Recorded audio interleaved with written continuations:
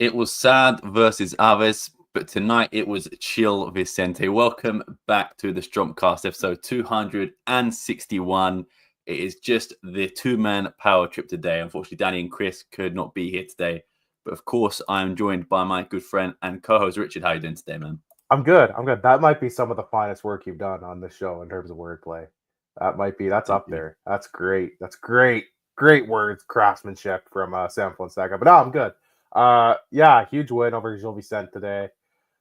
Looked like it was in doubt at times, but we'll take a win. We haven't been able to celebrate a ton of wins lately, even if it is for the Tasa. The Ovs game we'll get into as well. Not as fun. Yeah, most definitely. And man, if there's a space to make a pun, I will try my best to do so. And I love that. I have done there. Of course, you can follow Chris and Danny there. You can follow myself there. But most importantly, make sure you follow all things Alvalade on all social media and podcast platforms. Without further ado, let's get into the game that just finished, probably 15 minutes ago now. And that is Sporting versus Gil Vicente. Lineup is as followed. Rui Silva, man of the match for me as well, in goal. Yeah. Ricardo Esgaio at centre-back. Many people thought he'd be starting in the midfield, but actually starting at centre-back in a three-back. Ignacio, Mateus Reis, Alexandre Brito, De Bast, Fresneda, Maxi Arujo, Kenda, Trincao, and Conrad Harder off the bench. Gyökeres, Cacao Oliveira, Jenny, and Alfonso Moreira. Richard, what were your overall thoughts on this game? Man, this was a heavily rotated team, as you kind of expect. There was names I'm like, I don't even recognize these guys. Rui Silva was huge this game. He made several really good saves, especially in the first half. I thought the back line was very good, actually. I thought Ignacio was great. Mateus Reis was very good. Even Esgaio had himself a good game. Fresneda was okay. Seriously, if you're dust this guy 1-on-1. No, but I'm a goalie, so I'm not letting him score one past me. If he thinks he's fucking get one after brick wall Richard Neves, think again, pal. Well, I was gonna say if he's on your team, you might struggle. If he's on my team, I might even take him out anyways. Like it's like, oh, did I actually 2-foot you there when I was coming for the clearance? Oh, my bad, bro. Fresneda was decent. Angulo had a really good game. I thought De Bast obviously had a phenomenal game. Brito, very limited play time he's had in the first team, obviously. I thought he played well. Kendo was great creating stuff. I think the only real letdown was probably Conrad Harder, who didn't have a great first half. Didn't get a lot of service, to be fair, from what I could see. Trincao was fine. He was just average. Gyökeres comes on, gets the assist. And he actually almost had like one or two nice goals as well. He's denied by Brian, the Gil Vicente keeper, who I thought played terrific as well this game. He, especially in the second half, he made like 2 or 3 wicked saves. Jenny was fine when he came in. I didn't expect him to get a ton of minutes because he was just coming back from injury. Alfonso Moreira was just kind of there. It was kind of more of a time-wasting sub, it felt like. And then Kaua, I don't know. I'm sorry, sir. Oliveira, last name. Go with that. Oliveira, we're gonna go. Oliveira came on. Yeah. Again, just he was there, new guy, not very familiar with him. First time I think we're seeing him on the first team. I think overall it was again a tale of two halves. I felt like this first half was more Gil Vicente for sure, and Sporting kind of grew as the game went on. Especially in that second half, they were creating more chances. You could feel the goal kind of coming eventually. Like they were kind of holding the possession, they were creating the chances. Penalty turned over. I don't know if that penalty should have really been turned over, in my opinion. I see the guy putting his hand down, but I don't know if it's quick enough. I'm not sure. I can see why they didn't call it. Great goal by De Bast. I know it takes a wicked deflection, but still a cannon of a shot. Like it's going so quick. Keeper can't do anything about it. Great job to control the ball and hit it on kind of the half volley. Gil Vicente did make it very nervy at the end. Appeared to tie at 1-1. And then it was a lengthy offside review. And I'm not sure if that was offside. I think if you're a Gil Vicente fan or a neutral, you got some Let's be honest. It wasn't offside. Yeah, you got some beef. You got some beef today. That I wouldn't have called it back. Personally, I wouldn't have called that back. It did not. The first guy is offside, but he doesn't touch the ball. Yeah. That's what I thought initially. I'm like, oh, maybe. I'm like, oh no, the guy who ends up playing it is not offside. The guy at the front post, I forget his name, and I'm sorry, he's off. He's probably offside, but no, that should have probably counted. We should probably be in extra time. We shouldn't even be having the show right now. We're gonna wait to go live till the game was done. We should probably be in the middle of extra time right now, realistically. If not, like about to start the shootout. Depending. Yeah, if you're a Gil Vicente fan, you'll definitely feel like hard done by that alone. And yeah, this was a winnable game for Gil Vicente. Like they had their chances. This could have easily gone either way. Um, you always felt like it was going to be a close game, anyways. I mean, one with Sporting having their injuries they've had. Gil Vicente's a decent team too. They're playing well in the league. So we knew this wasn't going to be an easy game coming into it, and they probably even deserved to win just as much as we did. It sucks that if this was a league game and it was a tie, you would have felt a draw was actually fair. Sucks for them because they were making a good cup run, but yeah, we'll take the win. But it's it does feel a little icky and dubious because of that called back goal for Gil Vicente, which I still don't think it was offside. Yeah, fair enough. I know we titled this Gil Vicente, but in the first half they were all over us. And if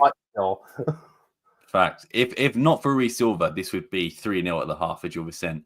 And I hate to knock the guy, but if we had Frank Rizza in goal, there's so many times that Rhys Silva's come off his line to stop the opposition attack. And that one where he sort of saved it when he wasn't really looking at the ball, he sort of gets it underneath his hand. It's just saying that if I was watching Franco Israel, I don't think he'd come off his line. I think he'd still be, like we always mention, the one thing we have against Israel is that he doesn't come off his line enough. Whereas Rhys Silva arguably does it a bit too much. If you look at, a few games ago, St. Just, the mistake and things like that.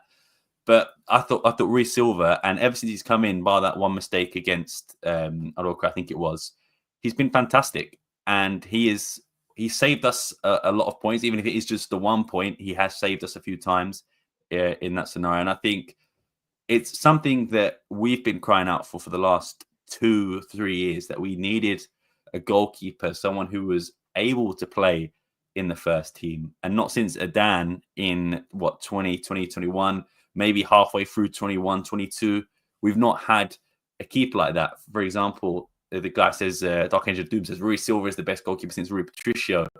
I still would put Adan 2021 above Patricio. But Rui Silva's doing a lot very quickly for the most part to get himself even in the conversation, which says a lot about his shot stopping ability, number one, and just his overall presence as a keeper, I think, number two. Yeah, he's prone to some gaffes for sure, and he's had one or two where you're like, Rui, what the heck are you doing?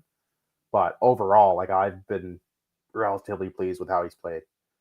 Yeah, facts. The only thing, I know we're getting to the AVS game, but I did think, and I've not watched the replay back, their second goal to equalise, I do think maybe he could have dived a bit earlier, but I think the amount of bodies that were in between him and the ball was difficult to see. I was going to say, it's a screenshot. Like, it's really hard as a keeper to make. As someone who's played keeper, it's when there's a mess of bodies in front of you like that, it's really tough to judge the ball and how fast it's coming and what direction exactly it's going. Yeah, and if we're looking at Portuguese goalkeepers right now, I know there's an international break coming up.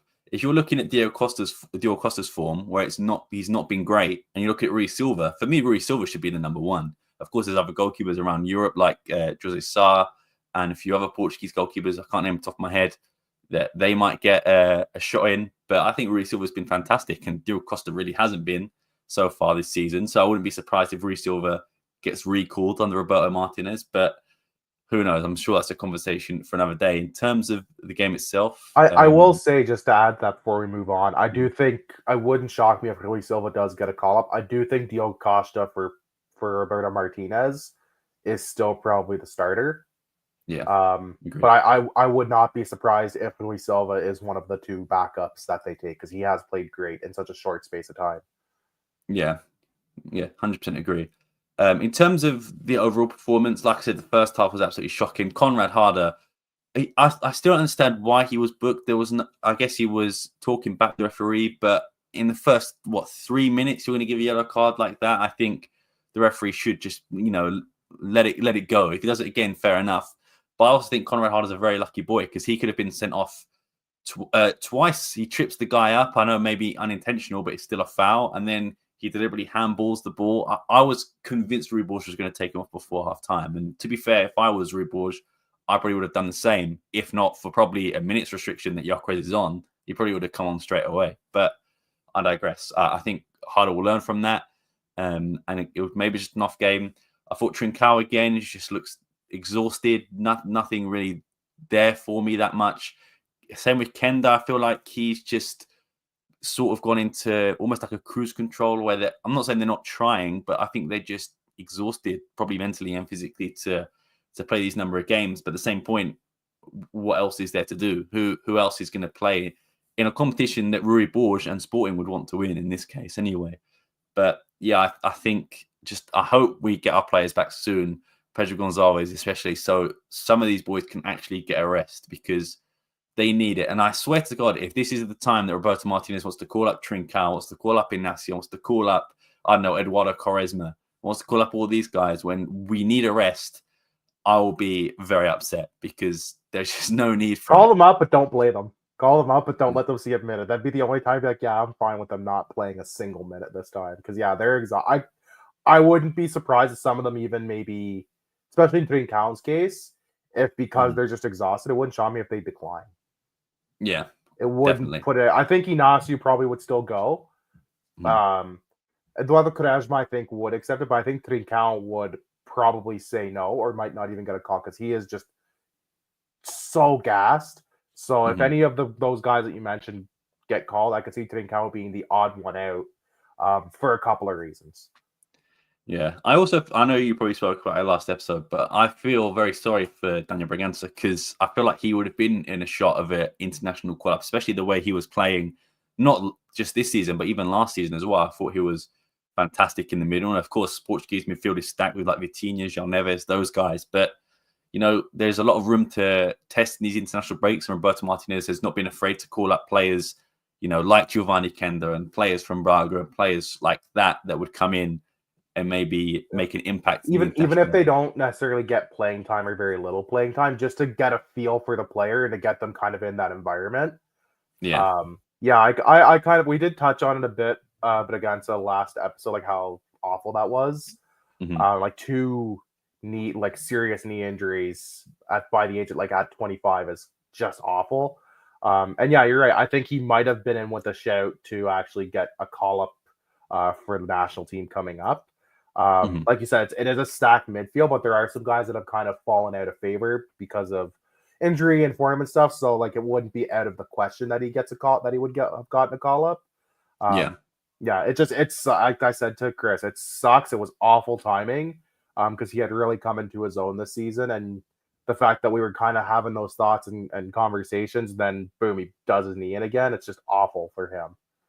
Yeah, the one thing, before I move on, is what annoyed me is when we put that news out, or when, you know, Sporting put the news out, Record put the news out, there were so many people like, oh, this kid's career is done, let's just sell him. Like, but it's like he's just had probably the second worst news of his football career in terms of injury, and these guys like, oh yeah, just get rid of him. Like, why is like that? I don't think he's done as a footballer. I think he's far from it, but I think his days as like being kind of like a star for Sporting might be a bit numbered, in the sense that I just don't know how well your recovery comes from a second serious knee surgery like that. It's just really tough for some guys. I hope I'm wrong, because we have seen guys come back from multiple surgeries, but we've also seen the tail, like R9 Ronaldo from Brazil, where it just caught up to him right away, and he had them in quick succession, not too much unlike Bragança, right? So you hope that he can come back and get even 70%, 75% of what his form was. I'll be happy then, but I think the days of him potentially being like an out and out starter week in, week out may be behind us, depending on how he kind of recovers. Obviously, a lot of variables at play. I'm not going to plant my flag in the sand and die on a hill for him right now, but just something to think about and consider. No, I think you're right, but I also think that the way science is moving, sports science, and, you know, recovery these days, I think it'll be fine. I think it will be a case that I don't think he'll be able to progress to the next level, which is, you know, going from like Sporting to La Liga or Premier League. I think he might be cemented as a sporting player for a long time. And I have no issue with that because one, he is that's great not player. a bad thing. That's not a bad thing. Yeah. Like you do need guys like that who kind of stick around. Like look at Benfica with guys like Pizzi and Rafa, right? They never really those are guys that probably could have made that jump to a bigger league at any kind of given time, and they kind of stayed. And you look at the success that Benfica had, and they were instrumental. There's no reason why Bragança can't be that type of player where he's a fan favorite. He's always there. He's, kind of over reliable in that sense. He's a vice captain as well, so he must have some influence and some. The managers must see something in him to want him to be that. So yeah, I think he'll still be here. But anyway, I digress. In terms of, I was getting to a point of this conversation, and that is due to Alexandre Brito. And people have said that they liked him. I just can't see it. He was just kind of there.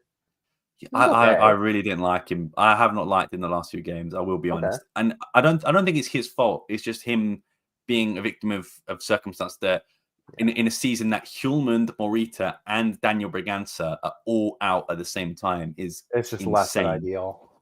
It's just crazy, and like even the Bast playing as a makeshift holding midfielder, he's been playing very well there, but I think Brito's not been very good. But again, I don't think it's his fault. I just think he's been thrown to the walls, and again, it's not really Borges' fault either. It's just lack of the amount of injuries and lack of able bodies. But I've just not been impressed. And I think comparing him to someone like João Simões, I think his night and day. I thought João Simões was a lot better. This is a game you would love to have João Simões too. It sucks about his injury too. Yeah, I just don't think Alexandre Brito is good at doing the stuff that João Simões does. Like they are completely different players, but I think when you're looking at this game, like you mentioned, we need someone to create chances, and that is someone like a Bragança, like someone as Simões, even a Hjulmand or Morita. But yeah, I just wasn't impressed. But again, I don't think it's his fault. I think he will learn. Of course, he's still very young, so yeah, he'll get there. Look, we said the same stuff about João Simões, right? And then it took him a few games, and he became like this guy's a player. There's something there. So like, give him some time. I thought he was better this game. I would agree with you. I think the first couple games he wasn't anything special. I thought this game he was a bit better for sure.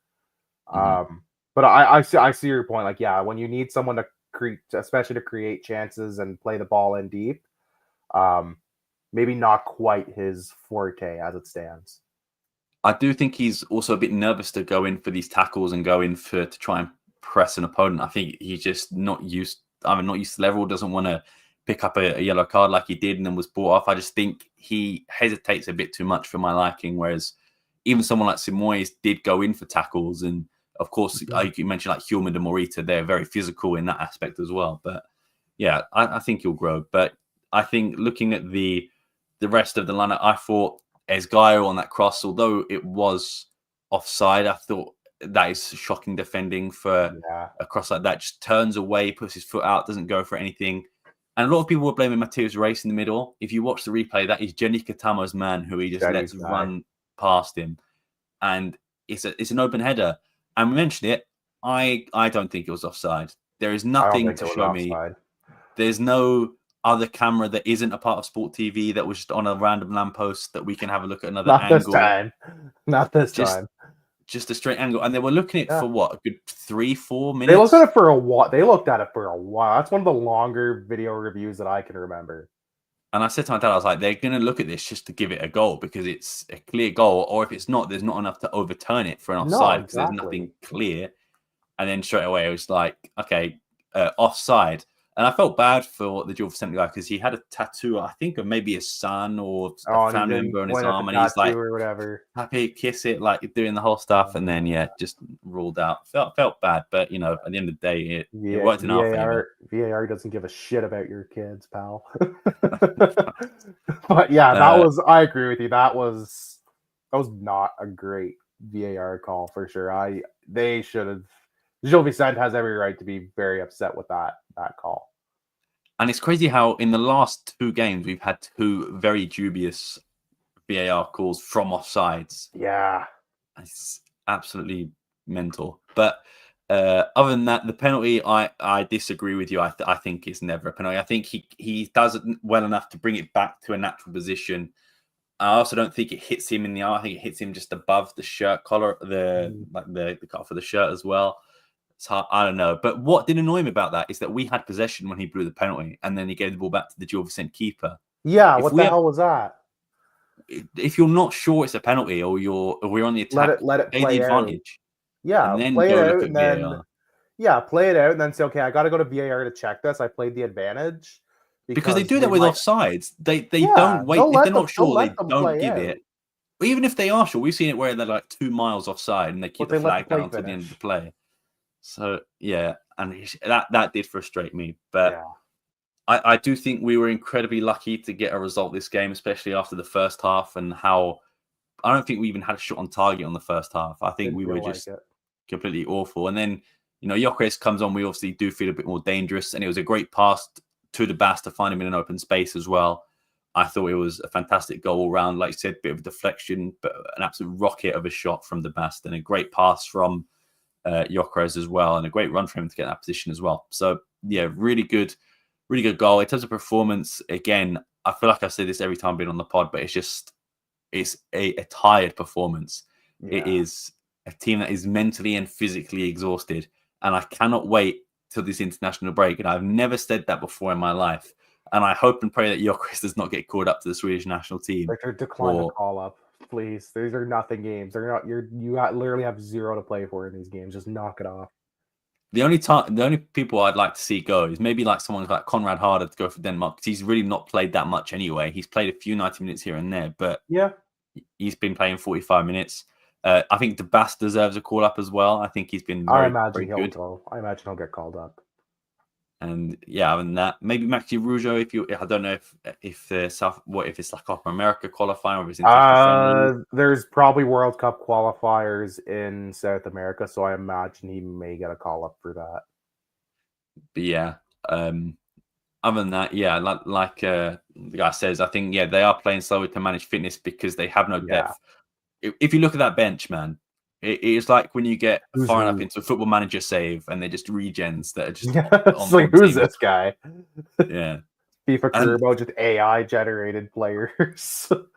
And we used to moan of the luxury of that Ruben Amorim would put 2 goalkeepers on the bench. He puts 2 keepers. What's he doing now? We're like, man, I wish we had another center back. I wish we had another midfielder. Like, yeah, but I just cannot wait for the international break, and I hope our players are fully rested. And it also, there's been conversations. I won't tie it to this game, but before we move on to AVS, I wanted to get your opinion. I don't know if you spoke about it last week as well. Is that Rui Bush does have some doubters in the sporting world about if he can actually manage a job of this caliber. Me personally, I blame nothing on Rui Bush. I think he's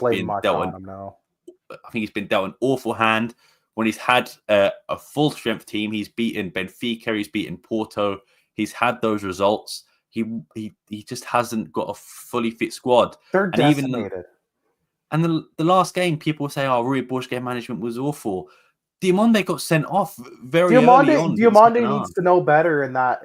Like, we're gonna get in that game. Diomande getting sent off and doing again the same stuff that got him in trouble in the Porto game is just brain dead activities, and Rui Borges can't game manage stupidity from his own players. The game before that, Hjulmand, the guy who's supposed to be the level-headed one, Hjulmand, what are you doing? Smart enough, do better. Throwing that guy on the floor, and then to be fair, the second one is very soft, but whatever, he still should know better. And I'm just like, how can anyone look at this and be like, this is Rui Borges' fault? This is Rui. It just can't be. You can criticize some of the game, man. You can criticize waiting to make subs. He's not immune to criticism. There's stuff that you can absolutely criticize, but I think saying everything's his, like the people that are overreacting, like everything's his fault. Who's he supposed to play? He has no one. He's got half a roster, and like you just said to him, he cannot account for his team having no head and getting goaded into stupid stuff on a weekly basis. You can't game manage stupidity. If anything, he has every right to flip out on those guys, go, what are you doing? You know that this league, they will find a reason to give you a card regardless of who you play for. Like, they're going to find a reason to give you a card if you're going to do stupid stuff. And not only does he do it on what was the penalty goal, where he punches a guy in the face, zero need for that. And then he goes again, and then he goes in for a reckless challenge in a 2-1 game when he's already on a yellow. Yes, he deserved a yellow. I don't know why VAR gave him the second yellow, because they shouldn't be able to. I think it VAR would have been was red. I think it was because it was technically straight red, which would lead to like a swifter suspension or a more severe suspension. But they had to go: is it a straight red or is it just a second yellow? I guess. Yeah, because it's like we can rescind the red, but it's still it's still a yellow. I understand the beef people have with that, but like it's still a yellow. Agreed. But I just think if it wasn't a direct red on the pitch, you can't be like, oh, that's a second yellow. Because I thought it was a direct red though. No, they didn't call. They didn't even call a foul. I don't think they even called a foul. I think they just thought let it was play a go straight on. red on the pitch, and that's what they went back to look at. No, Either way, he was fully deserving of being sent off. Yeah, you can argue about how it kind of happened. He was fully deserving. They were fully deserving of playing down a man because of that stupidity. It was a dangerous challenge. He's lucky that he only got away with a yellow on it, because personally he could have got a straight red for that, the way he stepped on the guy, and it's awful challenge. And then the goal on the penalty kick. It's like, what are you doing? Getting into these wrestling matches again? Like, it's the same stuff that got them goated against Porto, and they're still falling for it. Like, they're still doing that stupid stuff, those stupid shenanigans when there's zero need for it. That's what's killing them. It's almost like the decision making, even from the guys who should know better and are the senior players and the starters, is just completely lacking. Yeah. Let me just go back for you. So we'll go back to the last Euro game for Bourges against I think it was Aroca. Saint Just makes that mistake. Yeah, that is not on Rui Borges. And Rui Borges says Saint Just said he wanted to be on the pitch. He said he wasn't injured, but he clearly was, because he came off straight away. So that's not one on Rui Borges. Number 2 was Porto, where we have a depleted squad already. Mateus Reis and Diamonde get sent off, and they're not going to play the next game, which means we're going to be even less. Have less able bodies there. And then against the who did Human get sent off again? Was that Aroca as well? Yeah. Sorry, Aroca. Human gets sent off again without Mateus Reis and Diamonde for those games as well. Diamonde is back against Avs, but Human is now injured.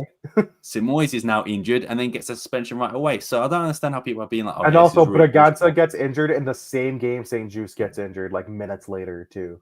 Yeah. So there goes your one midfielder. Both get injured against Dortmund as well. Yeah, and then Joel Simoes gets injured in the Dortmund game. So like, what do you like? It's a string of awful luck. Eduardo Quaresma gets injured against AVS. Again. It's just like, Again, I just don't understand. And like I said, he's not immune for criticism. When he does have a full team, he does not make subs at the right time. No, for sure. But at the same time, if you look at who he's got to bring on, like, there are some points where I'm like, Trincao is dying. But do I trust someone from the B team? This is no knock on the B team. Do I trust someone to come in a big game when we need to win? Not really. I'd rather have Trincao have a moment of magic in the 90th than to bring on a youngster. And he might not trust the youngsters, but guess what? He doesn't really have a choice. Yeah. Or you can have guys like Esgaio come on, or have guys like, I don't know,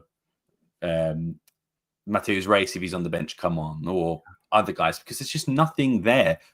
People will say, "Oh, this BL guy is awful," but he's had like 2 chances, three games, like 3 games. Like, what do you want? Yeah, and I just don't understand. And it really, I do feel very sorry for Ebush, because I feel like he has been dealt an awful hand. And don't get me wrong, I know he wanted to be sporting coach. He loves being sporting coach, but if you were telling man, you're going to start off sporting, not only is Pedro Gonçalves going to be injured, you're going to lose Yokres for a month. You're going to lose Diamonde to suspension. You're going to lose most of your starting 11. Your preferred 11 is going to be hurt. St. Just Morita, who he actually said, and Eduardo Quaresma in his first interview was like, these are 2 players that I really like, and I'm really going to like sporting in just straight away. Braganza out for the season. Nuno Santos was already out for the season. Yeah. So I just don't understand how people say, man, Rui Borges needs to do better, because it's just not his fault. If it wasn't for bad luck for Sporting, they'd have no luck this season. Yeah. That's what it feels like. The fact that they're even in the conversation for first place still, that they've blown a lead again. Twice now they've done that this season. But the fact that they survived João Pereira and iPad Ball, because let's be honest, João Pereira was in over his head. The fact that they built up a lead, and then the only reason they dropped is because, let's be honest, they've been hammered by injuries. Is like if they win the title this season, it's a miracle. If they win any trophy this season at this point, it's a miracle. It's not even hammered by injuries. If you look at the caliber of players, Gyökeres is the best striker, in my opinion, since I've been watching this league. Yeah. The best striker, arguably, maybe Falcao the league has ever seen, injured for a month. You've got your whole three midfielders who Ruud Boys usually plays in midfield three, gone. You've got Inacio, who was injured for a bit. Eduardo Quaresma, who was injured for a bit. Just Mateus Reis was injured. I'm sure I'm forgetting people that have been injured under Ruud Boys. St. Juice off and on, which you expect, but still. Yeah, man, it is the amount of unluckiness we've had. And I guess you could say last season we barely got any injuries, so this is like karma. That was like this season and last season combined. But I guess if you look around football, Man City have a shit ton of injuries. So Benfica has quite a few guys who have been injured or have been on like limited minutes. Too. Like it isn't just that. Like I think we probably have the most in Portugal for sure. But even like Benfica and some of the other teams in Portugal have had quite a few injuries.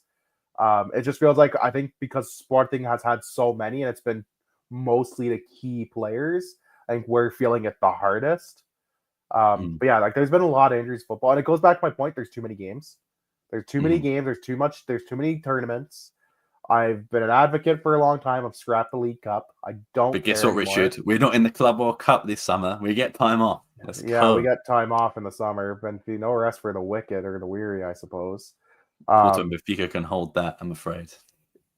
I mean, good for that. Hey, good for the American fans that are to be down there. Like they have sizable fan base in the States, so I'm sure they'll be heading out. But yeah, like they're only saving grace now. I guess you're out of the Champions League, which always sucks. We have no European anything in our life. Yeah, I can't wait for the international break, like you said, Sam. We said that last week that hopefully getting like since December. But hopefully like having a week off of like probably just training really and recuperating will do a lot of these guys good. Especially the guys that are like close, that are like got just nagging things or things that are like they're close to coming back. Like we don't know Potts' situation, what's going on with him really. We keep hearing, he could be back in a week, he could be back in 2 weeks. We don't really know. So not having any games with him being able to just kind of relax and rest a bit will be good. Trincao hopefully getting a rest will be good. Hopefully Eduardo Quaresma gets a rest. Key defender.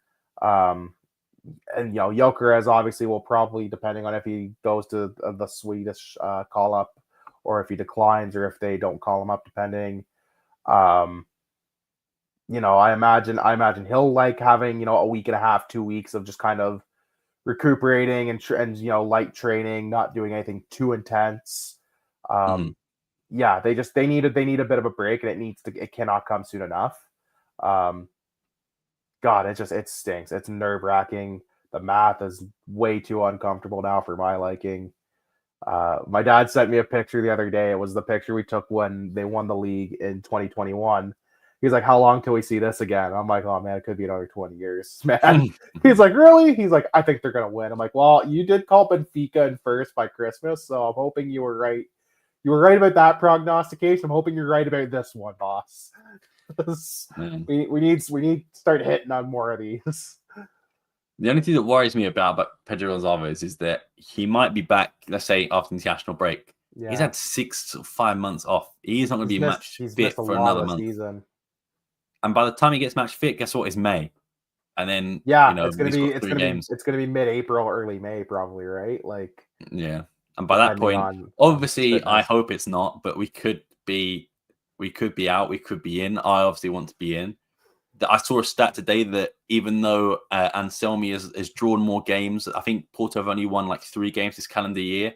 Yeah. They're closer to the title than they were under Vitor Bruno. So it's crazy. They're in Braga both are level on points. Like this is going to be 6 points behind, I think, something like that. They're both 6 points behind. All of us have to play each other. We still have a game against Braga. We still have a game against Benfica. Porto and Benfica still have to play a game. Braga has to play both of them again still. Like there's a lot of I said it a few weeks ago. That second last game against Benfica is probably going to be the title decider. Yeah, facts. I just want some rest, man. Even I feel like watching sporting now. I'm just like, man, I need a rest. I was I need watching a the game rest. today. Yeah, I was watching the game today when I got home. I finished work and then I had to go vote. So I missed the chunks of the first half. Like I saw the first 15 minutes and the last like 10 minutes or so. So I missed just kind of the middle portion. But yeah, even watching just like that portions in the second half, I was like, man, I'm tired. Like this is tiring. I need a break from this team for a little while. Facts. I know we spoke about it, but we might as well get on to the actual full recap on AVS SAD. Let me read the lineup as followed. Rui Silva, Eduardo Quaresma, Diamonde getting sent off after a second yellow card. Ignacio, Maxi, Fresneda, Brito, De Bast, Kenda, Trincao, Yocres. Off the bench, Mateus Reis, Felicimo, Esgaio, and Harder. Some recognizable faces for AVS. Ochoa, of course, the Mexican goalkeeping legend. Thomas Tavares, former Benfica player. Adrilan Santos used to play for Rio Ave against like 3 weeks ago, made his like 250 appearance for Rio Ave, then got released for whatever reason. But fair enough. Lucas Piazon is there. Rio Ave and Chelsea guys. Zé Luís even is kind of a familiar name to me. Like Piazon at Braga. Zé Luís was at Porto at one point as well. Nene, of course, being like 43 years of age or something like that. Is he actually 43? How old is he? I genuinely think he's like 42 because he scored I want to Google that. The oldest goal scorer in Portuguese league history, I think, or maybe the oldest. Yeah, maybe. And then he's 41. Close enough, man. That's pretty close. That's pretty good from you, man. That's an old man playing football. Good for him. Hey, you scored against Benfica, man. You're still doing all right. Hey, if you feel like, hey, if you're an athlete at that level and you feel like you can keep playing, keep playing. I'm never going to disrespect the hustle. He's probably fitter than most of our players at the moment, to be fair. Probably. Getting the Trincao. Lock him in at the number 9 there. Lock him in the lineup. Let's go. Facts. I'll give my quick review. There's probably not much to speak on this game apart from that we were poor. Obviously, the lamppost incident where the clubs have gone, nuclear, toxic about Porto making statements and Benfica making statements, the Sporting and Varandas of having interviews and stuff about this. And it's just like, to be honest, I still don't really know if it's offside or not. Because one angle shows to me that it is. Another angle shows to me that it isn't. He's not. It's all a matter of perception, I suppose. But I guess the second angle is one that clearly shows him offside, but I don't know where the camera is or whatever. But at the end of the day, we still drop points, so it doesn't really matter regardless, because we would have dropped points if that happens. But we mentioned it earlier, this team is just losing their head. And Diamonde this season, the game against Arsenal in the Champions League, he loses his head. Loses his head in the first 5 minutes. The game against Porto loses his head. There's been other moments where he just keeps losing his head. And I don't know if it's... I don't know what it is. Just lack of maturity. Is it Ruben Amorim leaving? Was Ruben Amorim really hard on Diamonde? Or was he sort of like someone to calm him down? But I've said it before. Diamonde has all the characteristics of being one of the best centre-backs in the world. It's his head. But it's his head. Even against Porto, he plays... Samu onside by a mile, and it's just something like that. I think it's Ignacio. I can't remember who the other centre back was. They're all in line. I think it's Mateus Reis, all in line with each other, apart from Diamonde, the only guy. And then getting sent off. I know it's still soft on Fabio Vieira, but doing that to get sent off, it's just he needs to improve mentally because, to be honest, we all know he's eventually going to outgrow Sporting at some point. But if he doesn't improve this, it might not be for another 5-6 years. And I think we mentioned about Hulman as well. I think the same. I think his was just lack of the build-up of frustration over the season and injuries and stuff. I don't know, man. But I feel like even Yocres sometimes that I feel like he just is very quick to react and they're all a bit overly aggressive or they're just, I don't know. I think they're just mentally shot. And like we said, international break coming soon. I mentioned earlier about Rui Silva on the second goal.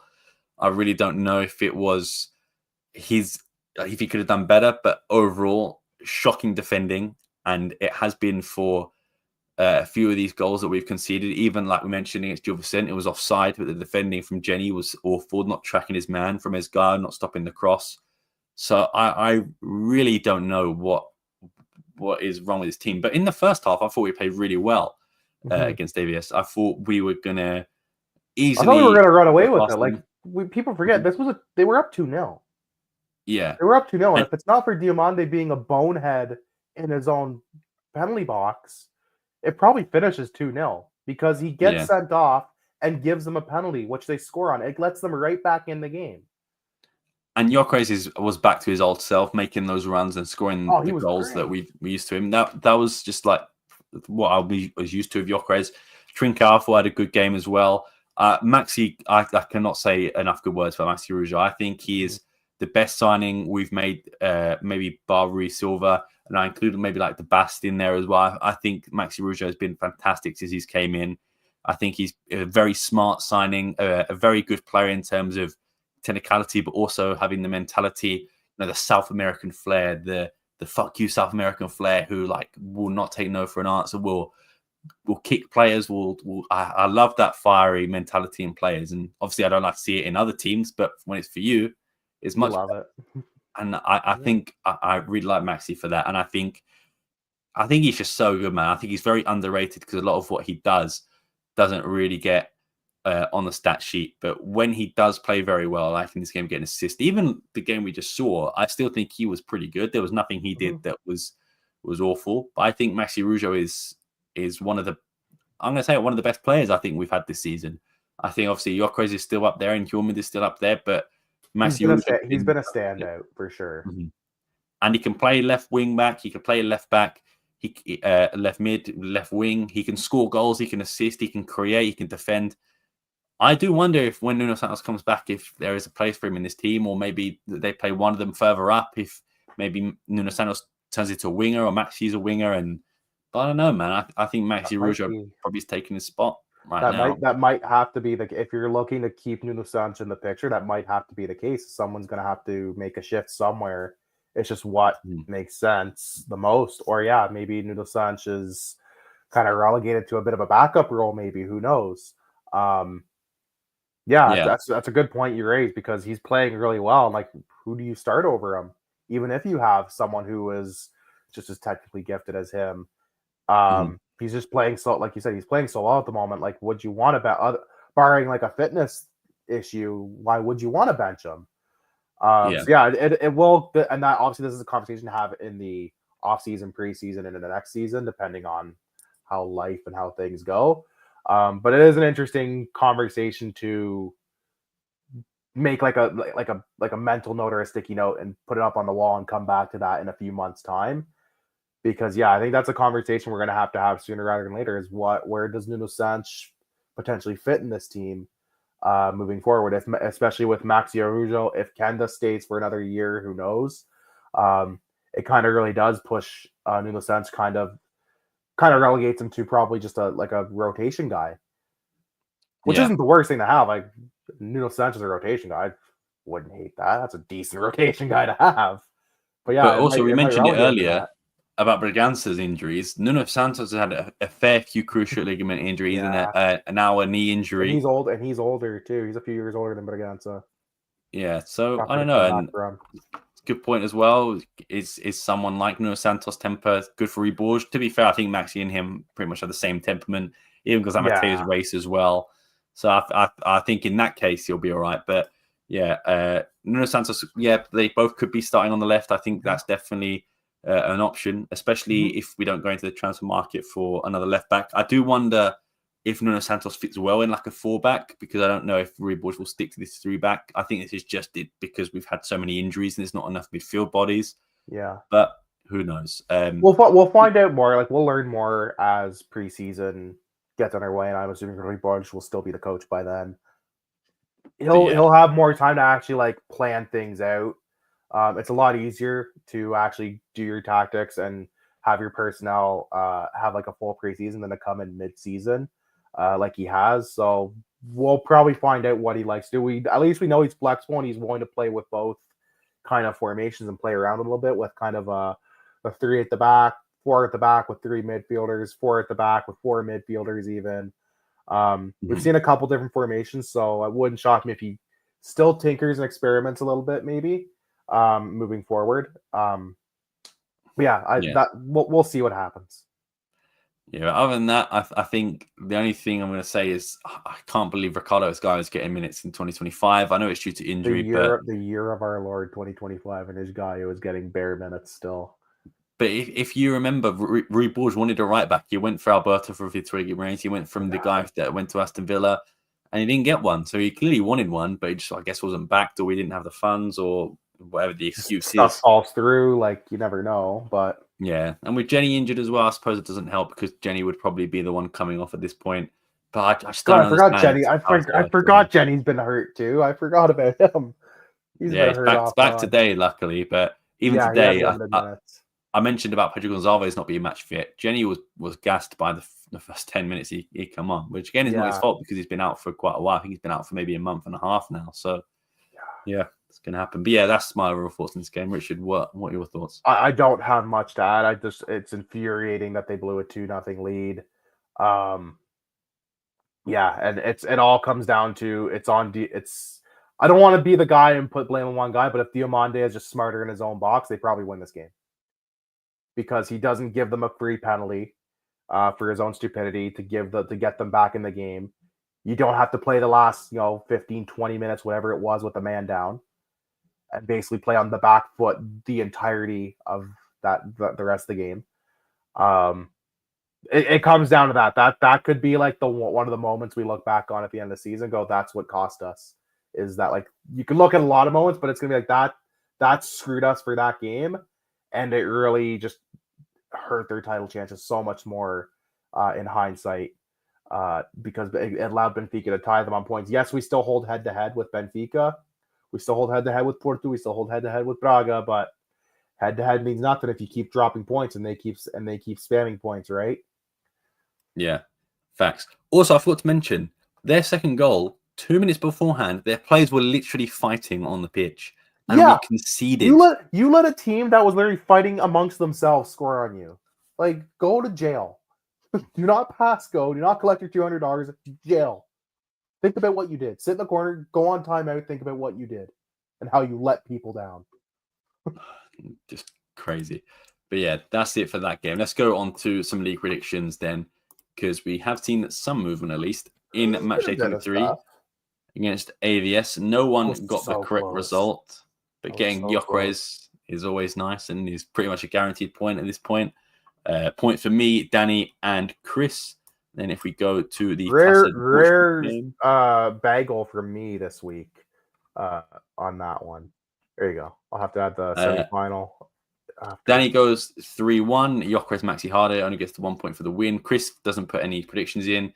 Richard goes for Gyökeres and Trincao. I go for 1-1 swing on pens, which I nearly got. You went for his Gaio goal. That's wild.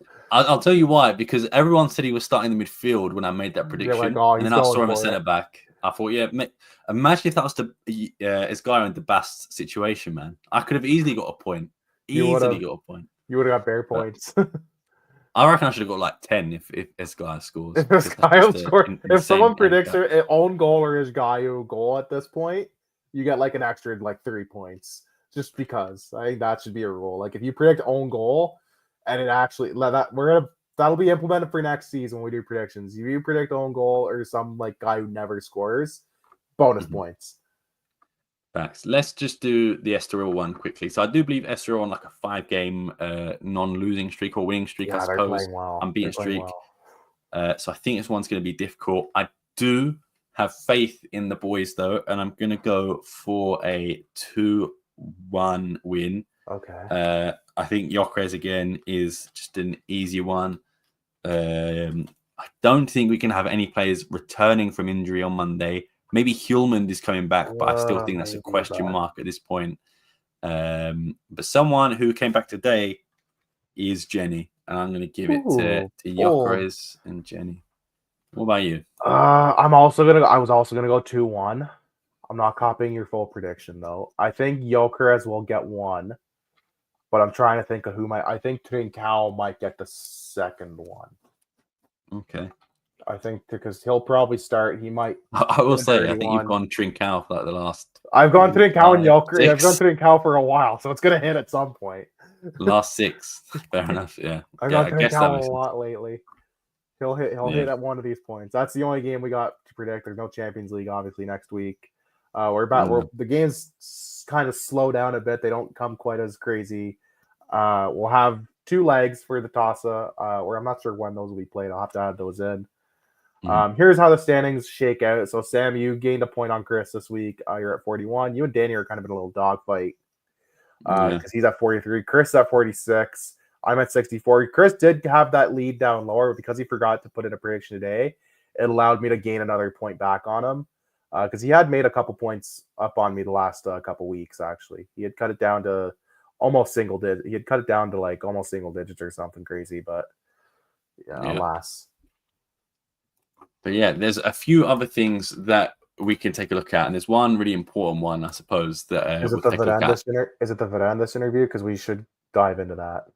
It was indeed. I was going to get the quotes up first, but it was a very, very controversial interview for a number of reasons. He accused Augusto Inacio of terminating the contract of Mihailovic, which cost Sporting, I believe, €3 million in court, and then looks like Augusto Inacio is going to sue Varandas in return, which is always nice. But let me go. All's well. Everyone's getting along, singing "Kumbaya," as you could tell. Jeez, there's nothing wrong with this club at the moment. Everything is happy. It's the dog with the fire. Just everything is fine. I will say congratulations to Gonzalo Inacio completing his 200th game for Sporting against AVS. So he's done well. Here we go. We have got the full interview quotes here. Let me get them up. On the Twitter thread, yeah. Okay. Let's go. Again, make sure to follow all things Alvalade to get some of that as well. So, injury crisis. Varandas dismissed claims that the medical staff is to blame for the team's injury, stating the same process has remained since 2019. He emphasized injuries are beyond their control and said the overuse in place led to more injuries. Fair enough. I agree with him on that. Yeah. I do think it's something that if you have to rely, like I said, on overusing players, I think Job Pereira and Rui Borges are both feeling under pressure at the moment. So maybe they're saying to guys, can you play? Like, are you ready? Can you play? And there's a habit among athletes, especially in team sports, where they will just say, yeah, I can gut it out. And it's to their detriment usually, right? So, yeah. And you look at some of the injuries you had. Nuno Santos, complete freak accident. Daniel Braganza off the ball. Jalsa Moyes, freak accident as well. Both lengthy injuries. The only one that could, I think, have been avoided is Pedro Gonçalves against Braga. He clearly wasn't ready to play anyway. That's the only one that I will hold the medical team accountable for. The rest I just think have been wear and tear and just freak accidents. And then there's just St. Just. Who's St. Just? Well, it's St. Just injury bingo. Any week could be his time. It could just be. It's probably his best season as a Sporting player in terms of game time as well, which is crazy to think about. So, yeah. Teams release, despite the challenges, Varandas expressed optimism about securing a second consecutive league title. He highlighted the importance of the upcoming weeks, noting the return of key players could bolster their campaign. He did say Pedro Gonçalves was returning from a muscle injury at the end of the international break, which seems to be confirmed, as we mentioned earlier. Okay. But, you never know. A lot of people said that maybe he's going to not return this season. There was rumors of him being suspended for doping, which he is quickly denied, of course. But all good on that front. This is probably the most controversial one, and it has... This got him in the hot water today, because there was some news that came out today about this, but you go ahead. Yeah, I was going to say the news that came out today about Varandas getting criticised, I believe, sued by the refereeing He's getting sued by the ref committee because of what he says in these next couple tweets. Yeah, so he voiced his frustration over referee decision, mostly about João Pinheiro against Porto. Said that Sporting would have a more substantial lead in the league standings if it weren't for that. He called for clearer officiating criteria to prevent further disadvantage to the team. Of course, this one was the main one, but you've also got the Hjulmand one in the box of people saying that's not a penalty. You've also got Gyökeres against Porto with the shirt pull. Mm-hmm. There are many things that I think we can link back to this, but I mean, you know me, I hate blaming referee decisions for bad results, but there are some times that I think we have been screwed by refereeing officials. Yeah. And Porto was one of those games. I don't think the result at the end was unfair, but I don't think Diamonde, I agree it's soft, but I don't think he should have been sent off for that. I think Fabio Vieira definitely makes a meal with it. Diamande should be smarter in that instance. He's got to show some common sense for sure. Mateus Reis gets a card for doing that, which is crazy. Yeah. I don't care. It's the rule. That is ridiculous. That is a ridiculous rule. And yeah, just a lack of consistency, I suppose, throughout Portuguese football. And sometimes we benefit, sometimes we don't. I don't know, man. I think referee, like you said, you don't always want to criticize the referee. I think the referee decisions have absolutely hurt us at times. They have helped us at times too. Like today would be absolutely an instance. I think the ref shows that we've had the last month across Portuguese football. I compared stats. Stats show you a lot, but they also don't show you a lot, right? I think the refereeing stuff shows you a lot for sure. What was that Danny Saldana quote about? It's like the bikini. Stats are like a bikini. What they show you is nice, but they don't show you everything, or something like that. I don't know, something like that. Danny, where are you when we need you? We can't figure out this quote. But yeah, like I think the ref stuff certainly does play a bit of a factor, but it's not the whole story for why this team's in their position right now, right? Like there's a lot of It's a lot of like perfect storm as to why they're in the position they're in. I do think the refereeing in Portugal has always sucked across the board. And I think he's right to say like we need to have clear criteria and like an actual set criteria, because it feels like what happens one week in any game can happen the very next week and get called a totally different way, and it's frustrating as a fan. But yeah, we're getting called when we need to be, but it's also like we're getting called when we don't need to be. There's zero consistency, and that's what's frustrating. I'm just seeing this comment now. Rui Borges said it best. We're getting calls against us, correct, but they need to be consistent with everybody. Yeah, agreed. And the Benfica game, I don't know if you saw it yesterday, Richard, but there was one in the box where I think it's Antonio Silva pulls the guy's shirt in the box where he's coming towards him. And people are like, well, Hjulmand and Diamande got penalties. They get penalties against them for that, and that wasn't given. And that was a lot of the issues we had there. Also, Belotti goes to elbow one of the other players as well. I saw the highlight of the Belotti one on Twitter. But Diamande gets a little head tap, and it's a red card. And again, it's the inconsistency. It's the inconsistency. And we can look at instances where that shit's get called in our favor, and it gets called against Porto or Benfica, and that's the problem. There's zero consistency because the refs suck, and because you do have refs that want to make it about them, and they think people paid. Especially this fucker. João Pinheiro thinks Porto fans, Sporting fans paid to watch him. Yeah. He thinks he's Charles Robinson, if anybody knows that reference. He thinks people came to watch him be a ref. And I didn't come to watch you be a ref. I came to watch literally anything else than usual. Yeah. You fucking jabroni. Trans speculation, he just said, he's not talking about it. He didn't really go into much. Said players have release clauses for a reason. I didn't expect much to come from this question. No, this one is not this one specifically, but there's another one which I think is it's not after this one. It must be in another quote. Okay, it was about João Pereira, and he pretty much said João Pereira failed. This is out of context. I don't know the exact quote, but João Pereira failed because the team didn't adapt to his ideas. Basically, they just weren't. He basically blamed the team without blaming the players. Basically. In a wider context. Failed to adapt to his tactics, yeah, but I don't think João Pereira knew what his You can say the team didn't understand his tactics. I don't know that João Pereira necessarily understood his own tactics though, too. I think there's I think that's a bit of a two-way street. Yeah, I'm sure it's here somewhere because I remember seeing it, but it was just basically without saying it was the player's fault. Yeah, it was just they didn't adapt to his ideas, or they just weren't in the right frame of mind because Ruben Amorim left. I'll try and find it if I can. But yeah, that is crazy to me. And I just wish he would say, look, we made a mistake. It was us. We whiffed on it. I would have respected him. He says, you know what? He was our plan. We whiffed on it. He's obviously wasn't ready. We may come back to the drawing board with him down the line, but right now is not the time. We missed. I would have respected that more if he just owned up to it, but he didn't want it. Agreed. I just think but I do agree. He did back Rui Borges. He was like, yeah, he's doing really well with the injury challenges and stuff, and we didn't have a lot of money to spend. And like I said, I agree with that. But I just be like, man, we messed up. We thought we had a good idea, and to be fair, I thought it was a good idea as well, but it just didn't work out, and that happens sometimes, which is fair enough. You're not going to get everything It was a right. swing and a miss. It happens. It's happened to everybody. Just I respect you more if you just own up to it and say, yeah, we got this wrong. Yeah, exactly.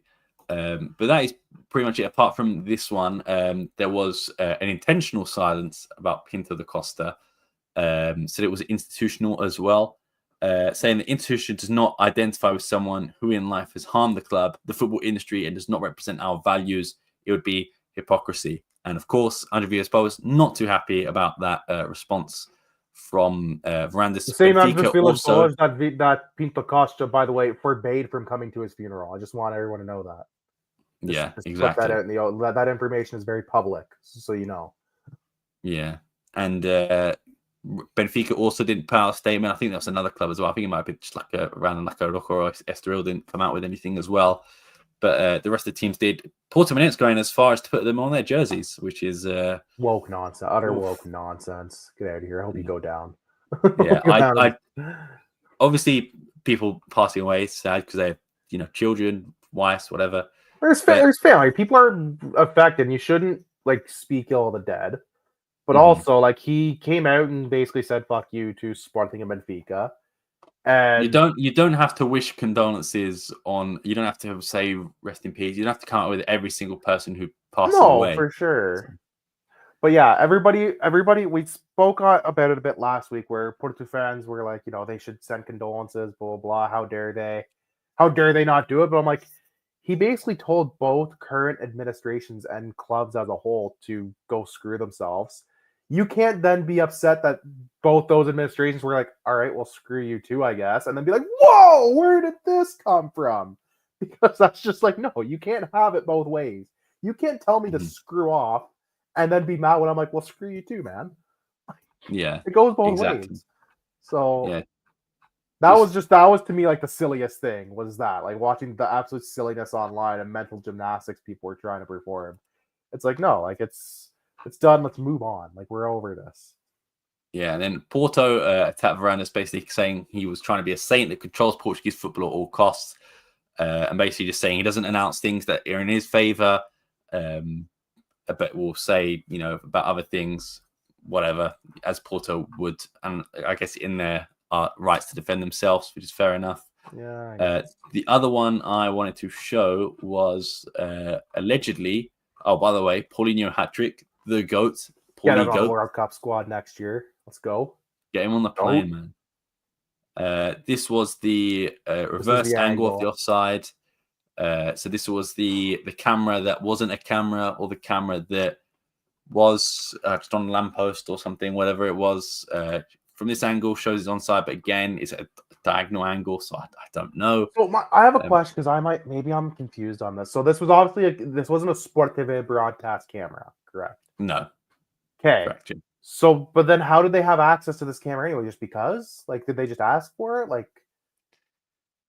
that I don't know, but because that's what I'm whatever I know, it was. I know VAR always has additional cameras that we're not privy to on the broadcast. Anyways, there's always at least one or two that they don't show us.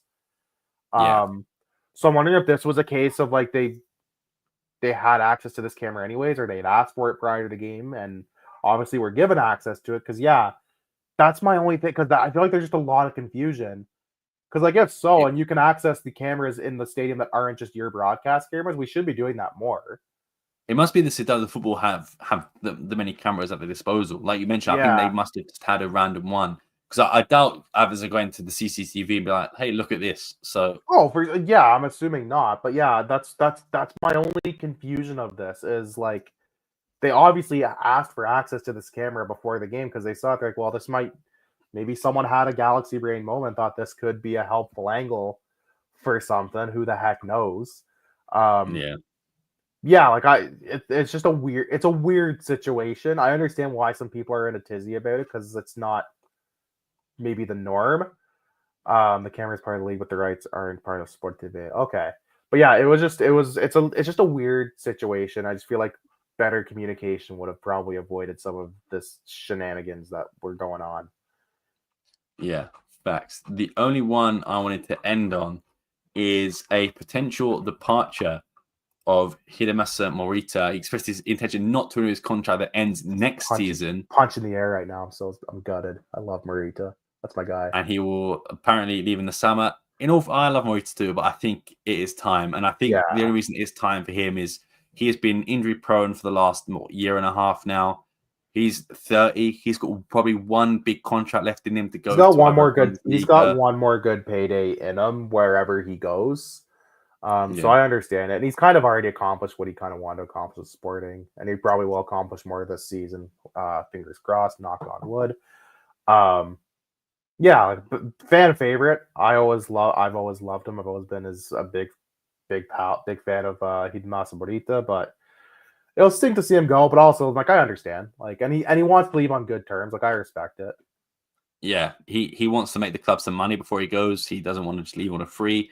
He was linked to Frankfurt a few years ago, so I don't know if he's going to go to the Bundesliga. I love Morita, but I don't think he's at the right fitness or at the right age maybe to try in the Premier League. I don't really see a club that could take him on. Unless you're Amorim's like, come on now, Morita. I am on my knees begging Toronto FC to sign Hidemasa Morita. For the love of God. No, I think he's going to try and stay in the top 5 Europe, leagues for me. Yeah, I think this is it. Trying to go for one. I think he would absolutely torch some teams in the MLS. I think he would do phenomenal, and he'd still get probably the same type of money. He'd get paid pretty good by some of those teams. Yeah, I know. I understand him wanting to probably play in a bigger European league, though. I fully get that, but selfishly, I'm like, oh, come to Toronto. Yeah, I think as well. You know, we'll probably get 10 million from him at push, probably lower, but we signed him for like 4 or 5, so make profit. And he's been probably one of the best signings in terms of value for money in this Varandas era as well. I think he's been absolutely fantastic for us when he's been fit. Unfortunately, just the last year or so just hasn't been. But even in sort of little cameos this season, he's been very good. And I think when he has played alongside Hjulmand, he's been very good. But unfortunately, it just hasn't happened quite a lot. They haven't had as much time this season to do it as last season. Because last season, that midfield duo was a lot of fun. And he did say at the end of, I think it was the end of last year, he was like, I'm not going to go to that many Japanese international games for friendlies because the wear and tear on the body in terms of playing and travel. Yeah, it's just a bit too much. It's not just the body wear and tear. It is just that's hellacious travel for him. Unless he does go back to Japan, maybe that's where he wants to go. But I guess that's an option. But I think he'll try and push for one last payday at a big club. Other than that, a few injury news, but there's always injuries. I mentioned earlier about Agustin Estia coming out with a statement against Federico Varandas. Feel free to check that out. Basically, just him saying that he was not a part of the process that sacked Mihailovic, and also Varandas claimed that he had a substantial contract, a considerable contract at Sporting, and he said he was never the sporting director. And when he joined, there was minimal investment, and that when he left, he did not take any money. He just got the money he worked up to that point and gave up 3 years of his contract. So another little bit of bust up between Varandas and a former member of the administration. Other than that, making lots of friends the last little while, I will say. Other than that, we had a 9-a-side team of list of injuries. All we're missing is a goalie and a striker. That's fucking wild. Yeah. Bro. That's whole 11, basically. That's all your main starters gone. That's unbelievable. It's crazy. But other than that, I don't think we have anything else. We mentioned about Pedro Gonçalves, mentioned the game today. Other than that, I guess the offside here, but even still. Yeah, first guy looks a little offside, but yeah, the guy in the middle, you can't see where I'm pointing. It's his boot. It's his boot. It's like right there, isn't it? But I guess we don't know where Inacios is. I don't think he's offside. Nor do I. The guy at the front post, I'm pretty sure, is probably at least a little bit offside, not by much. But body in the middle, I don't think is offside. I do think there should be a rule that's like if it's less than like 5 centimeters, that you gotta let it be. There's got to be something. 1 inch is probably like less than that. What advantage does that really give? What is anyone? That? Yeah, what is that really doing? But yeah, other than that, I think we've covered everything unless you've got anything to I add. have nothing. Like it wasn't, other than the games, it wasn't a super newsworthy week. I know futsal got drawn for the Futsal Champions League. They were playing Palmas, who they lost to in the final a couple years ago. They have them, I believe, in the semifinals. But yeah, nothing much. I didn't keep up with much of the Modalidad this week. Usually that's Chris's department. We'll be back next week. We'll have a full Modalidad roundup. We will have a fantasy roundup next week. We promise. We've been slacking on that because that is a contest as well. We have something planned for that in the next little while. Me and the boys need to discuss. But we'll be back next week. We'll review the Estoril game, preview whoever the hell is after that. But yeah, that's about it, I think. Anything else you want to add, Sam?